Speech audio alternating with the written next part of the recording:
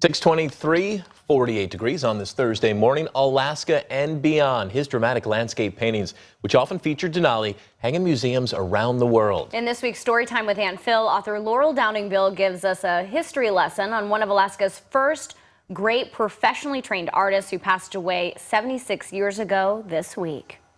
The base of operation inside the bar at the Anchorage Hotel, where he set up a private studio.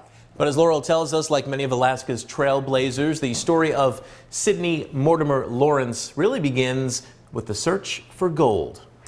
The New Yorker arrived in Alaska in 1904 to do some prospecting. And he kind of had a tough go of it on his claim at the Poorman Creek near Talkeetna.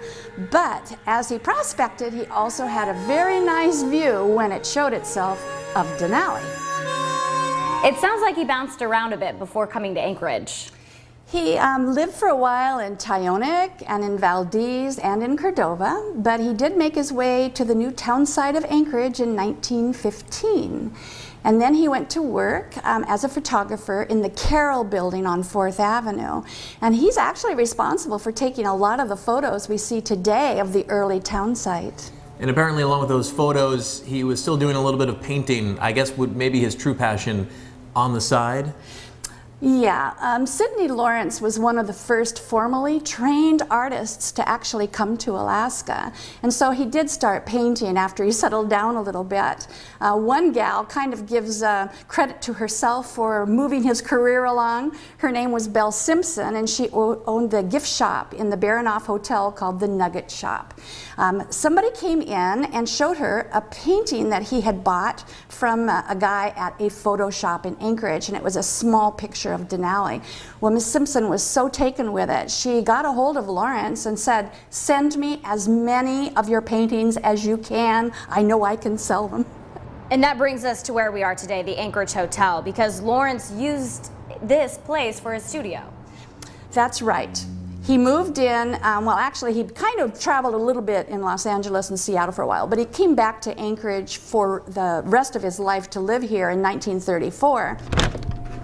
And he set up his studio in the Anchorage Hotel, and then he lived upstairs for the rest of his life. So in this week, back in 1940, he calls it quits, and eerily enough, predicts his own death that very same day. Yeah, he told his wife, Jean, that he felt the life was oozing out of his body and he just knew he was going to die. And she said, "Oh, no, no, no, you're just tired." And he laid down his paintbrush and said, "No, I know that this is what's going to happen." And so he got a hold of the hospital and got a private room, and jokingly said, "You know, the hotel doesn't like stiffs hanging around here." And he did indeed die later that day. Predicted his own death, but his body still in Anchorage? He's buried in the Anchorage Cemetery, and his marker has a palette, an artist's palette on it. So people can visit that, and you can also see, of course, much of his work still exists, and he's very well known.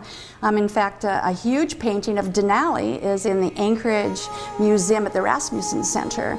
And that painting was used to pay the Anchorage Hotel for a year's rent, and of course now is worth millions of dollars. But you can see his work in a lot of places, including the Anchorage Hotel. It's all over the walls here. It's just incredible artist. Well, another fantastic Alaska history lesson. So the next time you see a beautiful oil painting of Denali, take a closer look at the artist's name, maybe one of Alaska's first, Sydney Mortimer Laurence.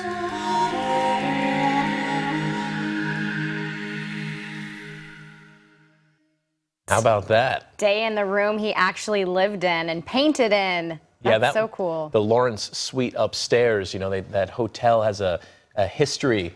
A lot of history. Of potentially being haunted. There's a book in the lobby with all the records from guests. Their accounts. Yeah, so a very cool place, a very cool story. And how about that production quality?